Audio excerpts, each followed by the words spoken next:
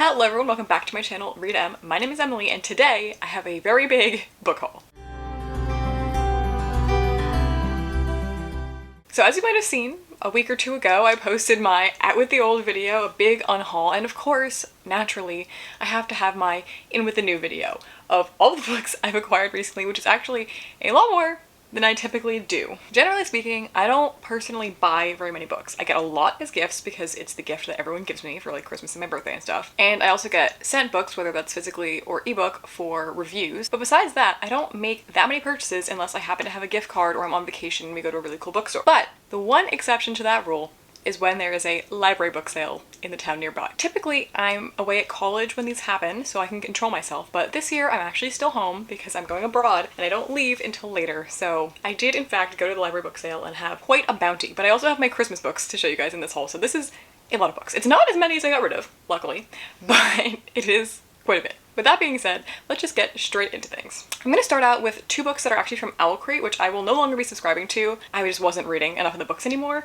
but these were two that I did decide to keep. The first book that I have is The Whispering Dark by Kelly Andrew. I'm sorry I don't have the dust jacket on it because when I have it on the shelf, I take the dust jackets off, but this little paper shows what the cover looks like. It is basically, I think, a fantasy thriller with a deaf main character, and it just sounded really intriguing. I think there might also be a romance involved. That's more satisfying now, isn't it? The second book I got from Owlcrate was The Depths by Nicole Lesperance, and this was another one I was actually interested in keeping because it's kind of like a fantasy thriller again, I think. But I think it's actually more fantasy horror. I believe that this takes place on an island, and maybe the island is alive, trying to consume people, that kind of thing. Also, can we talk about these end pages? Because I've never seen foiled end pages. And can we also talk about the naked hardcover? Because, excuse me, that is gorgeous.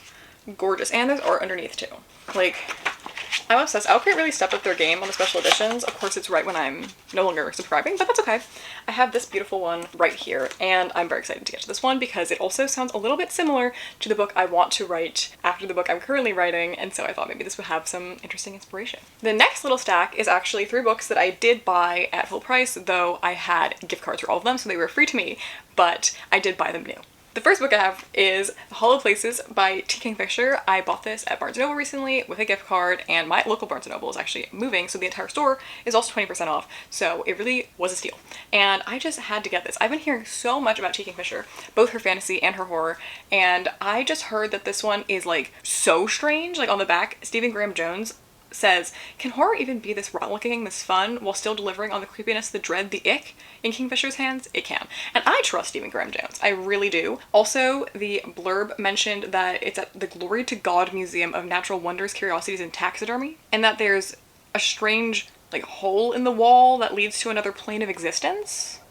And I immediately put it in my cart, and also I saw that Riley Marie said that it was like the most bizarre thing she's ever read, so immediately I had to read it. The next one is another one I bought just because everyone says it's the strangest thing they've ever read in their lives, and that is The Cabin at the End of the World by Paul Tremblay. I know that Kayla from Books and Lala loves this book. I know that there's a movie coming out.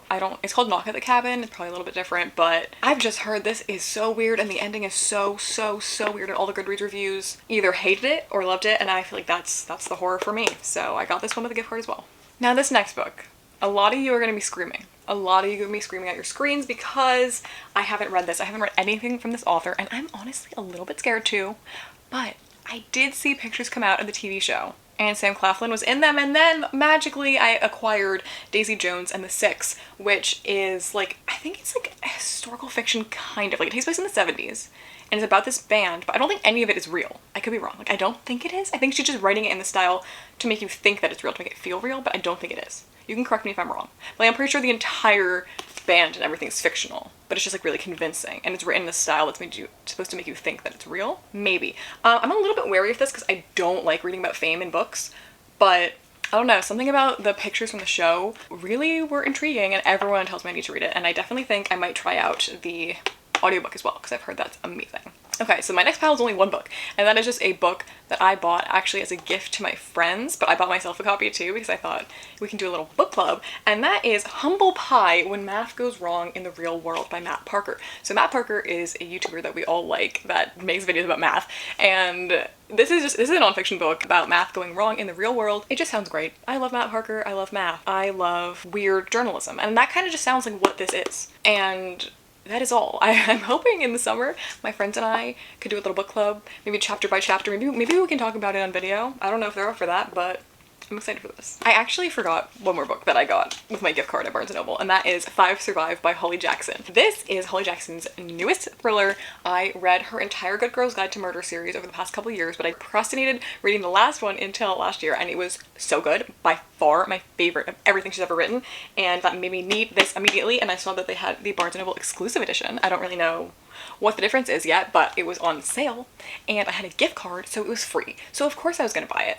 And I just know that this takes place in like an RV or a van, and people realize someone in the van is evil. I don't know. It also kind of sounds like Five Total Strangers, I think that's what it's called, which had a similar thing with like a road trip, and it's interesting that it has 5 in the title. But I mean, Holly Jackson, she's gonna do it better, I'm sorry, but I need to read this, and I need to read it soon. Okay, now, finally, my next little pile is books that I got for Christmas, and those are, firstly, Always Only You by Chloe Lees. I'm very excited about this book. This is an adult romance book. I think this is self-published, but I'm pretty sure I just saw that it might be being acquired to be traditionally published, like this whole series. This is the Bergman Brothers series, and I don't know exactly how they connect. Like, I know it's each brother and then like their romance, but I don't know if they're all sports players. That kind of seems weird. I don't think they all are, but this one is about a hockey player and his social media manager, or like the team's social media manager, not his personal one. I know she has rheumatoid arthritis and has autism, and every single one of these romances has disability representation, and a lot of it is like based on the experiences of the author as well. And the reason that my mom got this one for me is because she saw this in Kayla's romance era vlog series and saw that it was Grumpy Sunshine, where the girl is grumpy, which is like one of your tropes. So she got it, and I'm excited to read it. And I also know that Riley Marie loves this one as well. I'm sorry that I'm just shouting out Riley and Kayla like every 5 seconds, but like that's where I get my book recommendations from. Okay, the next book might be one of the ones I'm most excited about, and that is Drunk on All Your Strange New Words by Eddie Robson. I have not heard anyone talking about this on BookTube, but I think I must have seen it on Goodreads, because I saw it somewhere. Like, I didn't just like find it and think it sounded good. Like, I saw someone who liked it, but I think it was on Goodreads. But anyway, I love sci-fi, as we have discussed before. I think I'm entering my sci-fi era. But I like a specific type of sci-fi, and this one really reminded me of Arrival, the movie, because it's approaching aliens, I think, from a linguistic perspective. And that is so interesting to me, and I just need to read it. I think this is gonna be slightly literary. And the little blurb says, a gleaming gem of offbeat weirdness, which, you know, sign me up. And the little like tagline in the book is, Eddie Robson's Drunk on All Your Strange New Words is a locked room mystery in a near future world of politics and alien diplomacy. I am so ready for this. I feel like this could become a new phenomenon if it's good. I don't know. I'm excited. Oh, I also forgot another book that I actually bought with a gift card. Sorry, there were so many of those that I mixed up in the wrong sections, but we have We Spread by Ian Reid. Now, this book is probably my most anticipated book right now. I'm bringing this with me to Spain. I cannot bring any books with me, basically, because I don't have room, but I'm bringing this one. This is the only one I'm bringing, and my Kindle, obviously. And I just love Ian Reid. I recently just read Foe, finally. I gave that one 4 stars, and I'm thinking of many things, obviously 5 stars. My favorite thing. Like, so good. But I have a feeling this one's gonna be 5 stars. Like, everyone I know who's read this, which it's Kayla, like, we know that. But also Gabby. I think they all gave this 5 stars and were like sobbing. And I'm scared. I'm scared. Kind of the blurb, all I know is that it's about a woman with Alzheimer's. But if we know that it's by Ian Reid, we know it's also about something else. And I don't know what the other thing is, but I just know it's really depressing. And it kind of reminds me of The Father, based on the blurb, which the movie The Father, which is about a man played by Anthony Hopkins who's like has Alzheimer's kind of thing. And it's like showing his experience with it. So it's like, you know, kind of surreal and crazy and stuff. And it's so sad and so good. And I'm like, oh god, Ian Reid is gonna do something here. And I'm scared, but I need to read it. I need to be caught up on Ian Reid's bibliography. Okay, and then the last book that I got for Christmas, sorry to be switching up sections so much, is Love and Gelato by Jenna Evans Welch. Now this is a book that I really should have read so long ago. Like, this would have been something I would have read in high school, but somehow I never got around to it. I wasn't drawn to it. But now that I'm going to Spain for study abroad, I wanted to read some books that take place in Europe. And I especially like you know, the YA romances. Like, I just feel like they're easy to read, it'd be fun. I'm like, not that I'm going on vacation really, and it's school, but you know, the vibes of that. So I thought maybe this would be a good one to read. I can't bring it with me, so you know, but I can get it on Libby or something and still be working on my physical TBR. I just know this takes place in Italy, which I went to in high school also and have like the best memories from. So it's just a cute YA romance in Italy, and I know it's like a series. There's one in Ireland and Greece as well, and I just think this could be really sweet. Okay, so now we're getting into the exciting part. I bought so many books yesterday at the library book sale. They were all $2 or less, okay? Like, you can't pass that up. You just can't do that. My mom and I bought like 20 books probably in total, and it was $20. Like, I'm sorry, that's less than the list price of one hardcover book. And we bought like 20 books. So you have to just capitalize on it while you can. Like, it's okay. There's no excuse. You just have to do it. You have to do it. So, that being said, first one of those is Pretty Girls by Karen Slaughter. Now, this book I've heard, I know Kayla loves, I know Gabby loves, everyone loves, but I've heard it's like really, really, really disturbing. Like, really disturbing, apparently. All I know, it's about like a missing girl or multiple missing girls. I don't know. I just know Karen Slaughter is like intense. But it's blurred by Gillian Flynn, so like, I don't know. I trust her. And even though this is mass market, it's like well read, so it's pretty floppy. I liked this edition, and I really want to get to this book eventually. Now, the next book we have here is one that every single person in the entire world is obsessed with, and it's Kayla's favorite book last year, I'm pretty sure, and that is The Fifth Season by N.K. Jemisin. And this book I've been meaning to read forever, like so long, like before this year when I feel like it kind of had a resurgence. I've still been meaning to read it, and this is like a sci-fi fantasy that is, I think, like sort of post-apocalyptic, but not about Earth, I don't think. And I know most of it is told in second person, which is really interesting for a fantasy. I don't think I've ever read that, and I've heard just great things. I did think it was a little bit funny that there's like this giant photo of the author inside. I don't really know what that's about. It kind of gives me some Stephen King old editions energy, because there's this one version of Misery where he's just the entire back, or like The Giving Tree. Does anyone remember that? Anyway, that's what this is. I need to read it soon. Now, the next book I have is one that, again, I haven't really heard people talking about that much, but one of my good friends in real life told me that I need to read Prep by Curtis Sittenfeld. And this, I know, is like kind of like just an older YA, but it takes place in a boarding school. This is from 2005, and she just really liked it, and I don't know why, but something about like early 2000s YA contemporary has a whole different vibe, and I tend to like it, like Perks of Being a Wallflower. That's the only example I can think of right now, but things like that. Now, the next one is going to be a bit polarizing, and that is Behind Her Eyes by Sarah Pinborough. I know Kayla loves this one, but I also know she says the ending is not going to be for everyone, but we tend to agree on endings. We tend to like similar things where it gets a little crazy, but we like it, you know? And I think I kind of know the vibe, like what the ending is, just because what I've heard like around town, but I don't care. I want to read this one, and I'm pretty sure it's just like a thriller, but I think it's like strange. I think the woman's confused, and then there's like weirdness in the end, you know? I don't even know. I don't like to know too much going into thrillers, okay? The next one I was so excited to find, and that is Between Shades of Grey by Ruta Sepetys, or Sepetys. I don't know how to say it. I'm so sorry. But this is a YA historical fiction staple. I've realized recently I don't love historical fiction when it's adult. I don't know why. I feel like adults are trying to flex their like historical knowledge and really like bring something like revolutionary to the table in terms of like analysis maybe. I don't know. But YA historical fiction is just so much better because I think they're really focusing on like the humanity of things usually. It's not really bloated in like politics as much. And I think that like a kid or teen main character shows like the purity of a human, and then it really exposes like the corruption of like adults and politics and war that like how did we get there from this? You know what I mean? I don't know if that makes sense. I don't even know if this book is gonna be like that, but that's just what I feel about YA historical fiction in general. I know that this author mainly writes about the Baltic region that was like widely not talked about as much in history, and so I think this takes place in Lithuania, or the person at least is from Lithuania in the book, and then obviously there's like conflict with the Soviets, and it's kind of all I know, but I've heard everything she writes is like the best thing ever, and I just need to get to it. I also really want to read Salt to the Sea, which is her other most popular one. I'm excited to actually have one of her books though. Now, next up is another one that people are going to be very excited that I have, I think, and that is Love and Other Words by Christina Lauren. Now, I've read from this author, or these authors before, and it's actually two people, in case you don't know that. I've only read their YA, which was autobiography, and I love that book. I gave it 5 stars, it's so good, but I've never read their adult romance, and obviously like I'm not the biggest adult romance reader, but there's certain ones I like, and I've really tried to cultivate them, and this was on my cultivated curated list. And one of the reasons for that is that this is like childhood first love, they separated at some point, and then this is like them reuniting, and it's like flashing back and forth. Now apparently This is literally the same book as Every Summer After, but better, and Every Summer After came after this. Like, this was the original, right? And I really liked Every Summer After. Well, maybe not really liked. I liked it. So I feel like if I read the knockoff version, I should probably read the original, right? And I liked Christina Lauren's other book, so I finally got to this one. Although I do know that this has a trope based on what I read in Every Summer After that some people won't like. We'll see how it's handled. I was okay with it in Every Summer After, but we'll see what happens with this one. Okay, my second to last book that I got from the book sale was One Way or Another by Kara McDowell. So this is like a YA romance Christmas book, and I always love to have a few Christmas books on hand for every Christmas because I like to read a few and I've been running out of ones that I physically own. But the reason that this one really stood out to me is because it has a main character with anxiety, and I've heard that it has really just good anxiety representation, which I always enjoy.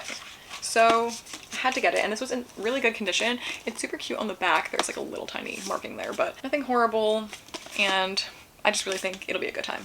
I just fully lied to you guys. I said that was the second to last book, and I realized that was the second to last book in one of the bags. There's a whole other bag, so stay tuned. Anyway, next book is The Binding by Bridget Collins. Now, this book I just know is like some sort of fantasy situation with bookbinding being magical, and that it's British, and that she's a playwright. Like in real life, the author is a playwright, not in the book. But I've just heard that it's magic that's related to books. Like, wouldn't we all want that? And I think someone on Goodreads I follow or friends with like really liked it, and that's how I initially added it to my TBR. Also, it has kind of similar vibes based on what I'm reading about to maybe the book I'm writing, so I've been always trying to find any book I can read that's any bit similar so I can eventually have comp titles, but I don't know if this will actually be, but it just sounds really good. Next up was a very exciting one. This is actually the first book I saw when I walked in to the book sale. And I thought it was a sign because I've just been looking a lot about this one publisher, and they're relatively new, and then I just saw this book by Zando, and they're a new publisher, and I was like, oh my god, I have to get this. And that was All the Secrets of the World by Steve Almond. Do I know what this is about? No. No, I just knew that it was one of their books, and I was like, I'm getting it right now. I think it's just like a literary strange book. Yes, this is 1981, Sacramento, 13-year-old, working at a science fair, troubled with her brothers. I don't know. I think it's just like kind of a quirky little literary fiction book, I think, that takes place in the 80s. And Anthony Dorr blurbed this. The guy who wrote, well, this is Cloud Cuckoo Land, but he's been around for All the Light We Cannot See. So like, and Elizabeth Gilbert. So like, I feel like it's gonna be good. I don't know. I don't even know if anyone's read this. I had to get it. It was a sign. Okay, next up was one that I cannot believe I found in this condition. And that is This Star Won't Go Out by Esther Earl. Now this is like sort of a memoir. It's not really a memoir because it's just like bits and pieces of her life that she wrote, but also a lot from like her doctors and people around her and her family and stuff. And this is actually the girl whose story inspired Fault in Our Stars by John Green. The introduction in this is by John Green. She was in close contact with John Green. He knew her as a person before she passed away because she had childhood cancer, as you can, I guess I didn't say that, but if you know the comparison to Fault in Our Stars. And so yeah, this is just like kind of a big compilation of her life and some of her words, some of her drawings, also what people have to say about her. And I just can't believe that I found it in such nice condition when I feel like this is kind of a more like special book. Next up is gonna be another one that gets a lot of people excited, and that is The Silent Patient by Alex Michaelides. This book, again, it divides the masses. Either you love it or you hate it. Actually, I've seen some 3-star reviews, so I guess that's not really true, but I know a lot of people who do hate it and a lot of people who do love it, so I just know the basic premise is a woman killed her husband and she hasn't spoken a word since. And I guess they're trying to get her to talk. I don't really know. I need to know what the hype is about. It's pretty short. I feel like it would be really easy to read, so we got this one. Now the next one is a classic that I somehow haven't read and I don't have, and that is The Mysterious Affair at Styles by Agatha Christie. The first Hercule Poirot. I don't know if I said that right. I tried. Anyway, the first one of those mysteries with him as the main detective, and I love Agatha Christie. I love Poirot. I haven't read this one, which is the first one in the series, so oh my god. The person who died is Emily, so that's disappointing. But anyway, I need to get to this one. And this edition was really cute, and it's in good condition as well, so picked it up. Okay, the next book I got was actually recommended to me by someone I used to work for, and I think I like forgot about it, but then I saw it and I was like, wait, I remember him mentioning this. And that was Paradox Bound by Peter Klein. And I was also convinced because the little blurb up here says, if the TARDIS were a Ford Model A, this might be Doctor Who meets National Treasure. And I'm like, yes, like anything with the TARDIS in it, like, I'm there. So again, I've been in my sci-fi era. This is like, again, seems kind of like the sci-fi vibe I'm going for. Also, the cover reminds me a lot of Blake Crouch, and I feel like whoever's publishing this did that on purpose, so maybe it's a little bit similar. Maybe it would appeal to similar audiences. I don't know. but I think it's like sort of a road trip, but like through space and time, maybe? I don't know. I didn't read the blurb. I just saw the TARDIS thing and I was on board, so that's this one. Okay, so now for the actual second to last book. That is The Winter People by Jennifer McMahon. I was so excited to see this, and I'm so glad that this happened the way it did, because when I was at Barnes & Noble the other day, when I bought the Hollow Places, I almost also bought this. Or bought this instead, because I saw it there, and I was like, oh my god, I know Gabby loves this book, and it's like a horror book that I need to read, and then I didn't buy it. I don't know why. I think it's also historical. It's like 1908, and I just didn't buy it. I was like, oh, I'll save more on my gift card for later. And I'm so glad I didn't, because I found this copy for $1, and it's like perfectly fine. Like there's a Target sticker on it, but ignore that and it's fine. Like, I don't know, I'm excited. I love horror books. Obviously, I trust Gabby's recommendations, and this is like historical horror. I think it's 1908. That just sounds great. I don't know what the premise is. I just know we had winter on it, and it's historical horror, so, and Gabby liked it, so I bought it. And last, but certainly not least, is a book that I, again, have not heard many people talk about, maybe any people talk about online. I think I found this actually, that's such a lie. I've definitely seen it on Goodreads, and I think the reason I added it to my TBR is because I looked up either the most disturbing books people had read, or really good survival books. I can't remember which one of those things is true. I know this is a survival book, so it might have been that. I don't know. I was like watching specific YouTube videos. It wasn't like book tours I frequently watch. I was just like watching all these list videos to see which ones would keep cropping up. And this one kept coming up, and that is The Ruins by Scott Smith. And all I know about this is that it is about like a group of people on a vacation in Mexico, and things start going wrong. I'm assuming it's like kind of the land claiming itself back, where like Mayan deities or something. I don't know. It gave me kind of similar vibes to this short story I've read in many Spanish classes called Chocmul, which I don't know why, I kind of like it a lot. So this kind of gave me similar energy, and it kept coming up in these lists of whatever I was searching for that I can't remember. So I just know it's like a survival thing. I had to get it. I love group survival stories. And that is finally everything I've acquired recently in the book world. Tell me, please tell me down below what ones I need to get to first, because there are so many. There are so many, and I want to read all of them so badly, and I'm so mad and so sad that I can't bring them with me to Spain. But I know a lot of these are available on Libby, and like, yeah, people, you can say like, well, why didn't you just get them on Libby and then buy them after? Well, they were 50 cents, okay? And the rest were gifts, and the rest were gift cards. Like, I didn't pay for any of these full price, okay? The opportunities presented themselves to me, and I just had to get them. So yeah, just let me know which ones I need to read, because I really want to read all of them. And please consider liking and commenting for engagement, and consider subscribing. And I think that's all I have for today. So I'll see you guys next time. Bye!